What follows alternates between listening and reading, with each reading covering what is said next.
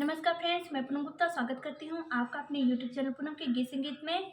यह पारंपरिक सोहर गीत है। कैसा लगेगा आप कमेंट में ज़रूर बताइएगा। धनी धानी अंगना